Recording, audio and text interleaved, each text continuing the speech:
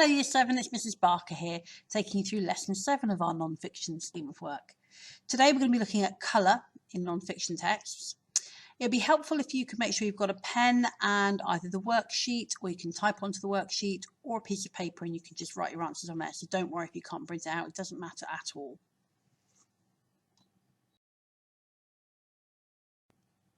Now here's a little starter for you. So this should take you 4-5 minutes, something like that.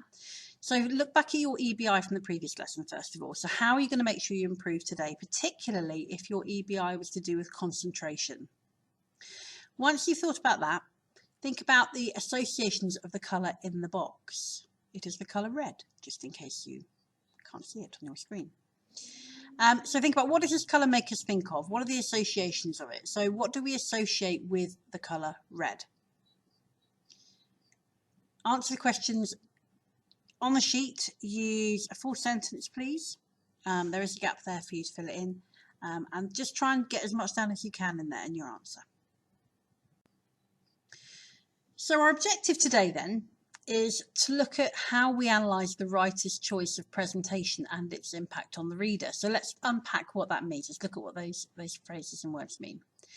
So when we're thinking about the writer's choice, we're thinking about the decisions made by the producer of a text. That could be the person that designed it, it could be the person that wrote it. They've made decisions that are specifically there to have an impact on the reader. So what have they made, and what are what's the effect of those decisions on the reader? Then we're thinking about presentation. Now, when we talk about presentation in a text like this, or in any media text at all, really, we're thinking about colour, typeface, which is the font. Now, typography is the typeface, but it's also its size and colour, whether it's in bold or not. Italics, the direction, it can include that as well. So if it's going down the side of the page, for example. So that's typeface. Also, presentation can mean colour and images that have been used as well. So we're thinking about all of those things. Today we're specifically looking at colour, but just be aware that presentation means more than colour.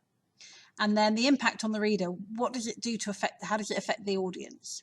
Okay, so keep those things in mind as we go through. So what did you come up with then for the effect of red? So we often associate red with passion, love, danger, blood. People are very quick to go straight to danger and blood with red. But it's important to remember that it isn't just about danger and blood. Valentine's Day, it's all red. They're often different colour reds as well, okay? Different tones of the colour. So with red, we also think about passion and love, and it can also be to do with drawing our attention to something. And it's the reason why so many signs to do with safety, or so many things that are to do with stop, you know, they are red. Even traffic signs, if you look at them, they have red around them. And it's to draw your attention to it. This colour red, when you see it in nature, it's quite jarring. You know, we're more used to seeing greens and yellows and things like that. So a red flower or a red stem on something, it really draws our attention to it very clearly. And it's one of the reasons why it works so well when we see it on a sign or something, because it really catches our attention immediately. Now we're going to think about another couple of colours. So let's have a look at this one here, black. So what do we link to the colour black? What does the colour make us think of? There are lots of potential things you could have here. So you could think about ideas to do with Halloween, to do with death, to do with scary films you may have watched. Think about when we see black and what its connotations are. What does it make us think of? Answer those two questions using a full sentence. So space on the sheet. If there's not enough space, just, you know, let it type on a bit, okay? So let's have a little think about the colour black then. You've probably come up with things like it connotes death, it's associated with funerals or depression, and those things are correct, often to do with horror. We often have black at Halloween and things like that. Those things are all correct. But if you're looking for a challenge, it's worth considering alternative views. So you could say that whilst it does associate with those concepts, actually there is an alternative reading.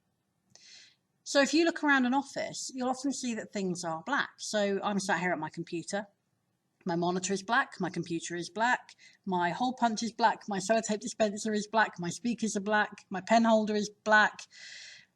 It's also to do with being serious, looking smart. If people come for job interviews, they're often in often have black trousers on. If you go for a job, you'll often be told to wear black trousers or black skirt because it looks smart. And so it's worth remembering that it doesn't automatically mean death. Now, let's think about green. So you're going to do the same thing here again, please. So I want you to go through and think about your associations with the colour green, what green makes us think of. Use full sentences again on the sheet. So if you can pause it here, and I'll come back and talk to you when you unpause about the colour green. So hopefully you've paused and you've now unpaused. Let's think then about what green can suggest, about the connotations of the colour green. So, freshness, nature, life. It can suggest all of these things. It's a colour we associate with nature. It's a reassuring colour. It's a calming colour. But a different shade of green also can suggest jealousy. It can suggest sickness. So if you talk about someone's green with envy, they're jealous. If you think about someone's looking, oh, you're looking a bit green, you mean they look unwell. So think again about these alternative readings of the colours. Over the last couple of slides, you'll have heard me use several words that you may not be very familiar with. Connotations, connotes, suggests, implies, and infer. These are important words when we're thinking about analysing any text, but in particular, any kind of media text. So what I'd like you to do is, if you don't know the meaning of the word already, and it's a strong possibility you won't, can you look those words up and add a definition to each one? There's space and a grid on the sheet, okay? In particular, I want you to look at what is the difference between imply and infer. Okay, what's the difference between imply and infer? There is difference. These words are often used incorrectly, so I want you to see if you can get it right, because then you'll be ahead of lots of other people, okay? So, there is a little clue here. Who does each one? The writer or the reader, okay, for implies and infers. So who does each one? Who implies, who infers, okay? Pause it here. I'll come back and go through them again in a minute, but I would like you to look them up and get your definitions down first, please. So pause it here. So you've unpaused, hopefully. Let's go through. So when we're thinking about the connotations of something, we're thinking about what it links to, its associations. What does it make us think of, okay? So the connotations of pink can be romance, sweets, little girls. It can be any of those things, can't it? Connotes is basically a similar thing. It connotes, it suggests. Those two words can almost be used interchangeably. So suggests and connotes can be used interchangeably. So what does it make us think of? Now, implies and infers are different. So implies, a writer can imply. A producer of a text can imply. A reader can't imply from a text. It's the creator of the text that implies. So if I say, I don't have a favourite student, do I, Jack? Now, I might be implying, if I'm smiling at Jack, that he is my favourite. Okay? So that's me doing the implying. Now, you as somebody in my class, you do the inferring. So if I say, I don't have favourites, do I, Jack? You look at me and you look at Jack and you take the meaning that I'm saying that Jack is my favourite. You have inferred. You are inferring. So the producer of a text implies, the reader or the audience or the listener infers. If you haven't got that right, or you didn't get that down on your grid, can you write it down now, please? Now, it's all very well understanding what colours can connote, what they can suggest, what they can be associated with. But when we're looking at a text, in particular a media text, it's really important to be able to link those associations with the meaning of the text. So let's look at this poster here. Can cows actually save our world? We've got a picture of a cow. Look at the patterns on the cow. That might be interesting to you. We've got the colour green used throughout. So think first, what is the topic of this poster? And therefore, why have they used the colour green? What is the effect of using the green? What are we supposed to infer from the use of green in this poster. And then, how effective is the word save in black? Now, bearing in mind the rest of the typeface there, can cows actually our world, that's in green. What's the impact of having the word save in black? It's quite a contrast, isn't it? So have a look at that, please. I'd like you to have a go at answering all three of those questions.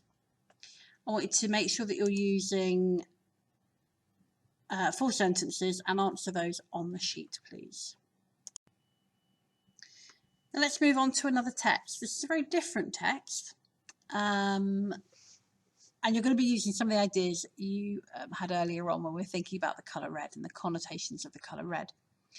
So I want you to write a paragraph, please, explaining why the poster designer has chosen the colour red for the title. So think about the connotations, the associations of the colour red and how that relates to the topic. Remember, you must think about the topic. What is the point of this poster? What is the main feature of this poster? And why does red fit with that? Okay. So a couple of hints for you. Make sure you use the terms you found definitions for earlier. So infer, suggest, connote, connotations, things like that. And also think about what's happening in the rest of the picture. There is a reason the title is in red. Okay, so have a go at writing that. If you're a bit stuck, don't pause it yet, and I'll talk to you about how you can have a bit more help. So if you are struggling a little bit writing that paragraph, have a look at the sentence openings here. So we've got the designer has used the colour blah. This colour has connotations of blah. Therefore, it suggests that the film blah, blah, blah, blah, blah. Okay, so those will help you if you're finding this a little bit tricky, if you're getting a bit stuck, particularly in terms of using those terms from earlier on.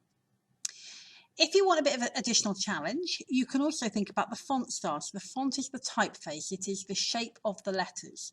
So if you're typing in Word, you might set your typeface to Times New Roman, or you might set it to Calibri, or you might set it to Arial. Okay. So think about the font style as well if you want a bit of extra challenge. Off you go. Now that you've finished your paragraph, I'm going to read through a sample paragraph here.